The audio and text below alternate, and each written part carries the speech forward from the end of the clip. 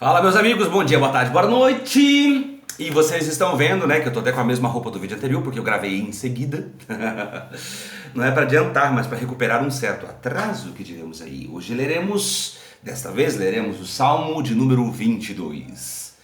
Eu vou fazer pela primeira vez uma coisa que eu ainda não fiz aqui, mas torna-se necessário ante aos fatos. Eu lerei duas vezes o Salmo, porque o Salmo tem dois significados. Um é a realidade que se passava Davi nesse momento. Outra é uma profecia sinistra e que eu pretendo ler a primeira vez um pouco mais de forma corrida assim, sem muitos comentários. A segunda vez com um pouquinho mais de comentários. Leiamos Salmo 22. Deus meu, por que me desamparaste? Por que te alongas das palavras do meu bramido e não me auxilias? Você já sabe por que eu vou ler a segunda vez, né? Você já entendeu? Davi falando com Deus. Deus meu, por que me desamparaste? Te acende uma luzinha? Deus meu, eu clamo de dia e tu não me ouves, de noite e não tenho sossego, porém tu és santo. Apesar dele não sentir, louva a Deus. O que habitas entre os louvores de Israel, em ti confiaram os nossos pais, confiaram e tu os livraste. Um reconhecimento histórico. A ti clamaram e escaparam, em ti confiaram e não foram confundidos. Mas eu sou verme, Davi falando isso, o rei, e não homem, o opróbrio dos homens e desprezo do povo, opróbrio. Grande desonra pública, degradação social, ignomínia, vergonha, vexame, caráter daquilo que humilha, degrada, estado ou condição que revela alto grau de baixeza, torpeza, abjeção, degradação. Ele está se denominando como opróbrio dos homens, desprezo do povo. 7. Todos os que me veem zombam de mim, estendem seus lábios e meneiam a cabeça, dizendo: confiou no Senhor, que o livre-o, pois nele tem prazer. Menear, mover-se alternadamente de um lado para outro, balançar-se, oscilar-se, pôr-se em movimento, mexer-se e agitar-se. E esse pessoal tá tipo assim, confiou em Deus. Zombaria. Não falou que Deus ia livrar? Pois que te livre. Tipo, se deu mal em confiar em Deus, né? Palavras ditas a Davi. E ele está se sentindo avexado por tudo isso que está acontecendo. Confiou no Senhor. 8. Que o livre-o, pois nele tem prazer. Sarcasmo com o rei. Mas tu és o que me tiraste do ventre, o que me preservaste, estando ainda aos seios de minha mãe. Sobre ti fui lançado desde a madre, tu és o meu Deus desde o ventre da minha mãe. 11. Não te alongues de mim, pois a angústia está perto e não há quem ajude. Muitos touros me cercam, ou me cercaram. Fortes touros de Bazã me rodearam. Bota um asteriscozinho que depois nós vamos voltar nesses touros de Bazã. Tá bom? E a questão de me rodear também tem outro significado, outra interpretação do hebraico antigo aqui. 13. Abriram contra mim as suas bocas, como um leão que despedaça e que ruge. Não precisa explicar muito, né? Como água me derramei, todos os meus ossos se desconjuntaram, o meu coração é como cera e derreteu. Derreteu-se dentro de mim, a minha força se secou como um caco, e a língua se me pega ao paladar. Asterisco nisso também. Me puseste no pó da morte. Asterisco nisso também. Pois me rodearam cães. Asterisco nisso também. Cães é uma figura de linguagem para gente que anda como cão na rua de um lado para outro, ou seja, estão bebendo e zoando da minha cara. Esses são os cães. Por isso que lá em Apocalipse 22 não entrarão no céu os cães. São os que vivem da bebedice. Não é beber não, tá? É o que vive disso. O ajuntamento de malfeitores me cercou. Transpassaram-me as mãos e os pés. Asterisco mais uma vez nisso. Mas estamos falando de Davi. Transpassar as mãos, ou seja, não consigo mais agir. Transpassaram-me os pés, não tem como andar. Não me sinto em condições de andar. Aqui o sentido é figurativo, tá? Mas há uma figura de literalidade sendo prevista aqui. 17. Poderia contar todos os meus ossos. Eles vêm e contemplam. Eles estão vendo a magreza que há em mim. É como se eu estivesse doente. Eles estão olhando para mim. Há um contemplar sobre mim. Asterisco nisso também. 18. Repartem entre si as minhas vestes. Lançam sorte sobre a minha túnica. Tem que falar que é asterisco nisso também? Nem vou falar mais, só vou fazer assim. Tá? Tipo, aquele meme daquele camarada. Tipo assim, tá óbvio. Mas tu, Senhor, 19, não te alongues de minha. Força minha, apressa-te em socorrer-me. Livra a minha alma da espada e a minha predileta da força do cão. Salva-me da boca do leão, sim, ouve-me desde as pontas dos unicórnios. Há uma expressão muito interessante, que nesse momento eu falo aqui que não falarei depois. A questão de unicórnios. É muito interessante aprender sobre o que significam os unicórnios. Porque na verdade o animal que é o unicórnio, né? O rinoceronte, né, que é literalmente, né, o rinoceronte indiano, que o nome dele é Rhinoceros unicornis. Até hoje é este o nome dele, né? Rinocerontes são animais de grande porte que possuem corpo largo, pernas curtas, então é como um canhão, né? Pernas curtas, ou seja, a força quanto mais longe o objeto, quanto mais perto está do centro de força, mais força ele tem de andar, tá certo? É como andar de primeira, ou seja, o motor está muito próximo do movimento, logo ali há uma força maior, não tem muito desenvoltura em termos de velocidade, mas em termos de força tem. Em sua cabeça pode haver um ou dois cornos. Neste caso, desse animal específico aqui, corno não é chifre, tá? Há um corno, por isso unicorno. A depender da espécie, nesse caso é um só. Os quais são muito visados por até caçadores. Os rinocerontes têm olhos pequenos, orelhas curtas. Outro ponto marcante é a presença de pele grossa, animal paquidérmico. E especificamente essa raça, que é o Rhinoceros unicornis, procure depois Rhinoceros unicornis ou rinoceronte indiano. Você vai ver que a pele dele parece uma couraça. Parece que ele está vestido de armadura para a guerra. Chega a ser bonito, bicho, tá? Cadê aqui? Pele grossa, olhos e pelos escassos. Quer dizer, não tem muito pelo. Parece uma armadura. Em algumas espécies a pele confere uma aparência de armadura, como eu estava falando até agora. Então, quando ele fala, cadê aqui mais uma vez? Vamos achar aqui.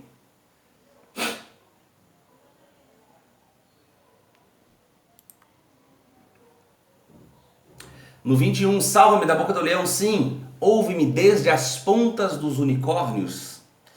É como se esse animal que anda ferozmente, que não para, tem olhos pequenos, orelhas pequenas, que usa couraça, que anda sem parar, que é largo, forte, que tem grande força de tração em suas pernas. Ele não para, ele vai.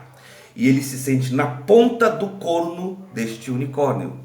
Ou seja, ele está sendo empurrado numa força de guerra, onde ele não está aguentando. Ele está sendo levado. Isso é o que significa o verso 21 do capítulo 22. Salva-me da boca do leão, não precisa de muita explicação. Sim, ouve-me desde as pontas dos unicórnios. Mas também há uma outra significância aqui só. Tá bom? 22. Então declararei o teu nome e os meus irmãos louvar-te-ei no meio da congregação.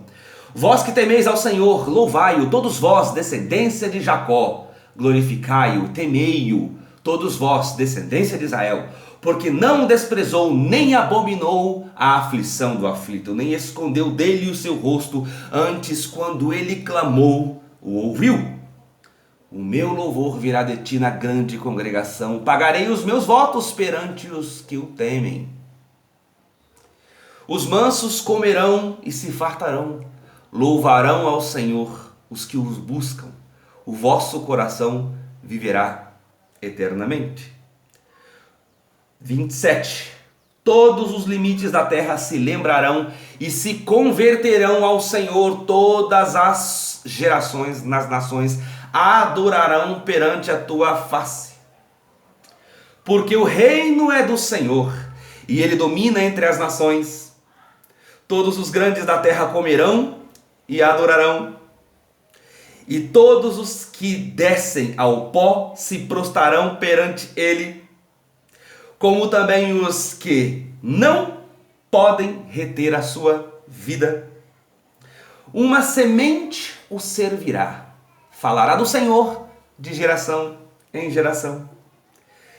Último verso 31, chegarão e anunciarão a sua justiça ao povo que nascer, porquanto ele o fez. Um pequeno trabalho sobre hermenêutica feito no site devocionalbiblico.blogspot.com, feito por Rodrigo Lima, dando créditos ao que fez o site, numa terça-feira, dia 29 de novembro de 2011, e eu vou fazer um pequeno recorte sobre seu trabalho de hermenêutica. Ele fala sobre tipo e antítipo, que eu acho muito interessante. Tipo, alguma pessoa, coisa ou cerimônia que se refere a eventos futuros. Um evento, pessoa ou objeto que por sua natureza e significado prefigura e prenuncia algum evento posterior, pessoa ou objeto. Os tipos sempre se originam na realidade e histórico. Eles são proféticos em natureza e apontam adiante a alguma pessoa ou evento que hão de vir. Eles são todos dirigidos para o Messias. Os judeus sabiam que o seu Messias era o Abba, ou o que vem. Em todos os profetas e todos os seus profetas falaram dele. Mas pensando bem, agora nós podemos ver mais claramente como cada um dos tipos figurativos e sombras apontavam ao Messias. O significado de qualquer tipo no Antigo Testamento poderia não ser aparente até que o antitipo ou a realização tivesse vindo. É importante notar que tudo no Antigo Testamento é um tipo, do qual algo no Novo Testamento é o antítipo. Um exemplo disso é a experiência de Jonas, com a qual Cristo usou o tipo de sua própria ressurreição. Não precisa falar muito. Jonas ficou 3 dias no ventre do animal do grande peixe. Algumas traduções dizem baleia, mas não é baleia não, tá? Problemas de tradução, temos muitos, tá? Não problemas de texto, problemas de tradução. E Cristo ao 3º dia ressuscitou. Agora vamos reler, né? Aos 13 minutos vamos reler o texto. Agora revelando o seu antítipo. Primeiro, todos os problemas que Davi passou quando ele declarou o Salmo 22. Agora vamos reler. Vamos olhar no Salmo 22 e as profecias da vinda do Messias contida neste Salmo. A primeira linha do Salmo 22 aqui está: meu Deus, por que me abandonaste? Precisa mesmo falar? O que está acontecendo aqui? Estas são as palavras idênticas ao que Jesus disse na cruz, está registrada em Mateus 27, por volta das 3 horas da tarde. Jesus bradou em alta voz: Eloi, Eloi, lama sabachthani, o que significa: meu Deus, por que me abandonaste? Mateus 27:46. Ele sabia que estava cumprindo o que Davi disse milhares de anos atrás, antes do evento. Você tem que manter isso em mente. Salmo 22 foi escrito 1000 anos antes do evento. O Salmo ainda descreve em detalhes o que as pessoas ao redor da cruz vão estar dizendo para o Messias como ele está morrendo.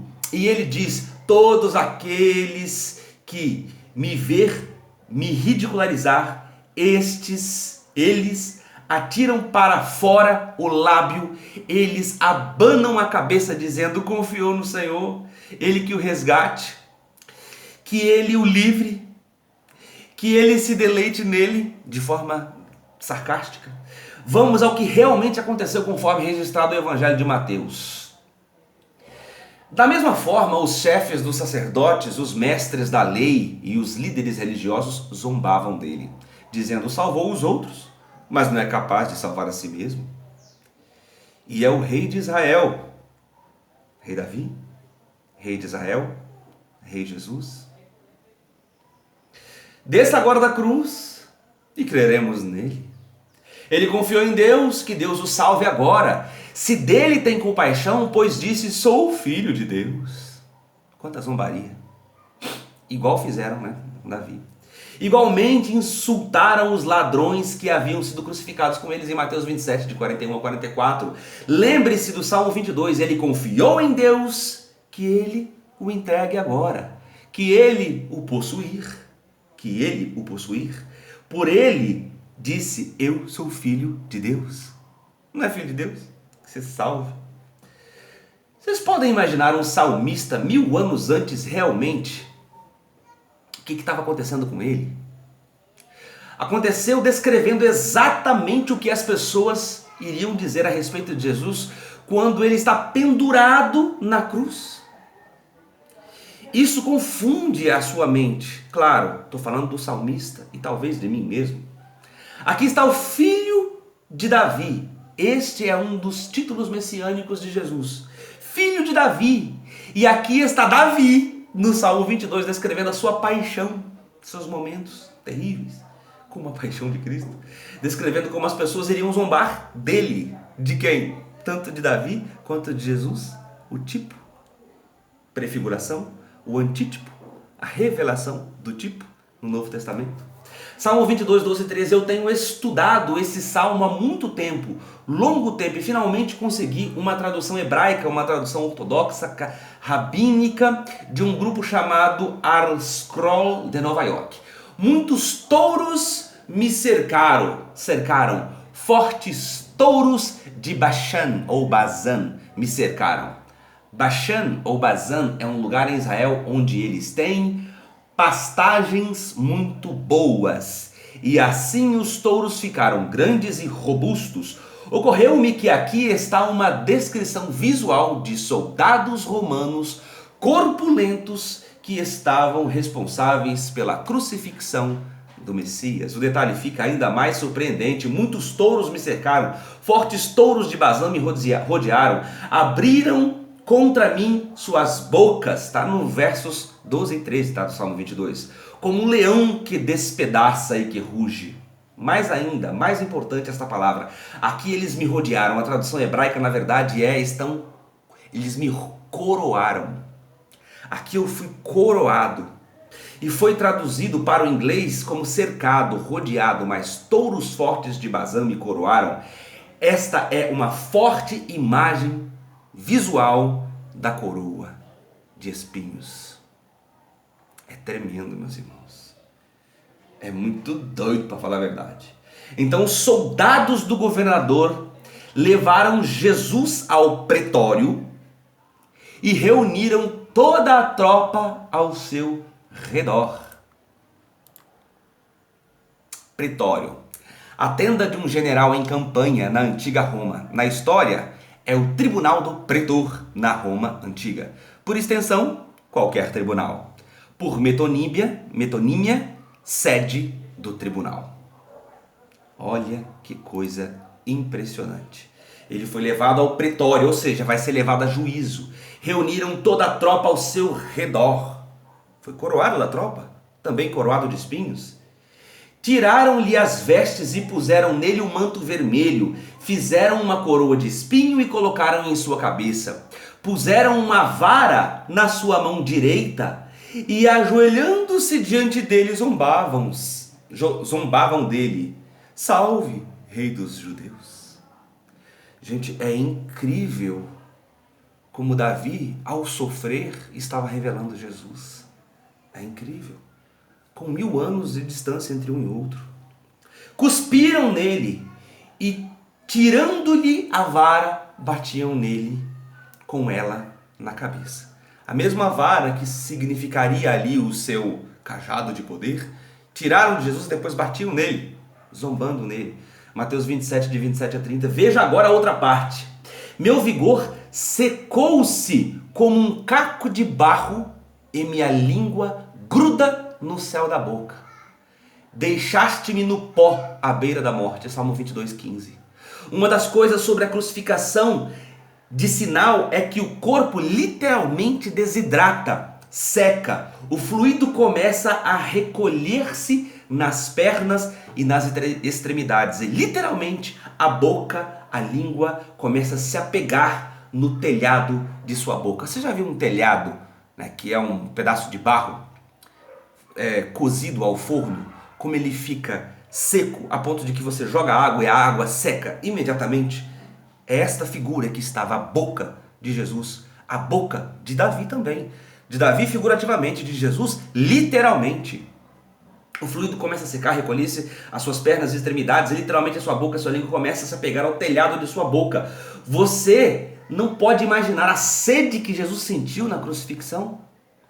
1000 anos antes, o salmista previu que iria acontecer com o Messias quando ele estava pendurado na cruz. Mais tarde, sabendo então que tudo estava concluído, para que as escrituras se cumprissem, Jesus disse: tenho sede. Igual o salmista, no Salmo 22. Estava ali uma vasilha cheia de vinagre, então embebedaram uma esponja nela, colocaram uma esponja na ponta de um caniço de isopo. Caniço é tipo cana mesmo, é uma varinha, tipo cana. Isopo é um tipo de arbusto típico da região mesopotâmica. Ou seja, era uma espécie de bambu em forma de cana da região lá específica, né, que não é do nosso tipo aqui. E ergueram até os lábios de Jesus, está lá em João 19, 28 e 29. Jesus sabia que estava escrito o que estava escrito no Salmo 22. Ele sabia que iria sofrer antes mesmo de ir para a cruz e que estaria se cumprindo o Salmo 22. O salmista descreve como a crucifixão acontece. Eles furaram as minhas mãos e os meus pés, sabendo que isso aconteceu com Jesus, porque o incrédulo Tomé disse: se eu não vir nas suas mãos o sinal dos pregos e colocar o dedo na impressão, na unha, e coloquei a minha mão no seu lado, não acreditarei. Mais uma vez, tudo predito pelo rei Davi 1000 anos antes do evento. Ele ainda cita o detalhe dos soldados que jogaram suas roupas e como eles estão indo para poder fazer esse tipo de coisa.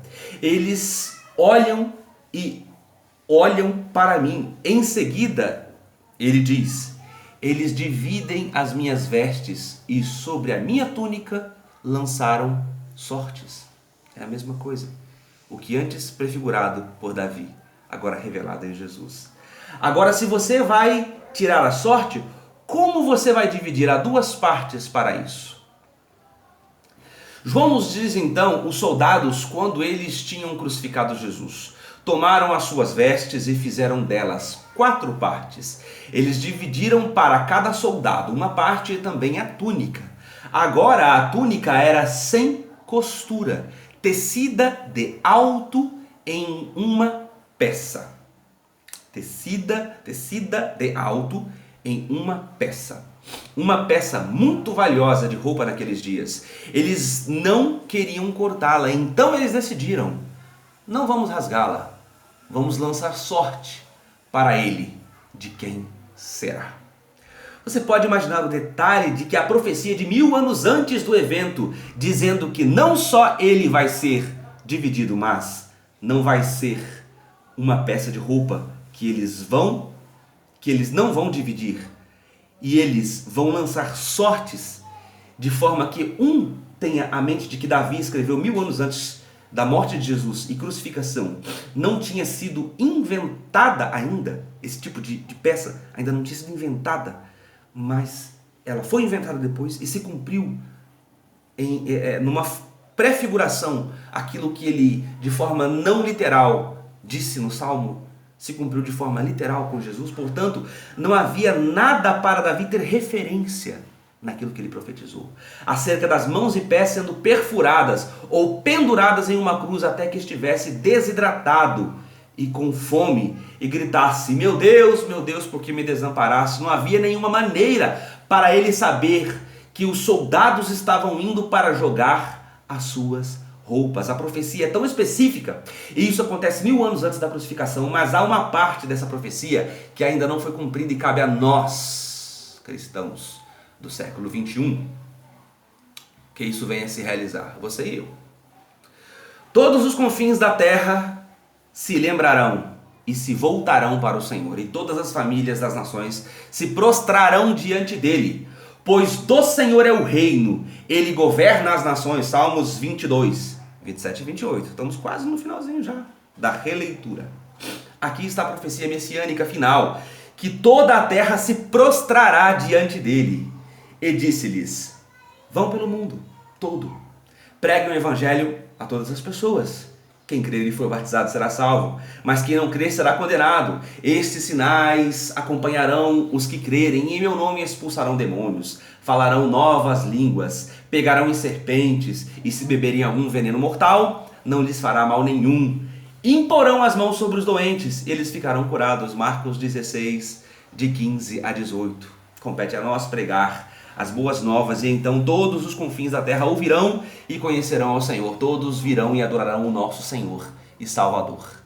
Esta foi a leitura, primeiro, do Salmo 22, como dor de Davi, e depois a segunda leitura, como profecia cumprida em Jesus. E uma terceira parte ainda inconclusa, é a parte que nós fazemos, pregar para todo mundo. E hoje estamos aqui, no YouTube, ou em algum outro canal, de outra forma, falando do Rei Jesus, de 2000 anos atrás, prefigurado no Rei Davi, de 3000 anos atrás, profetizado no Antigo Testamento como tipo, cumprido no Novo Testamento como antítipo, e hoje vivido na minha vida, talvez na sua, talvez não hoje, talvez no futuro. Mas enfim, essa foi a nossa leitura de Salmo 22. Tanto por Davi, quanto por Jesus. Deus te abençoe muitíssimo. Daniel de Paula, Cachoeiro de Itapemirim, grande abraço!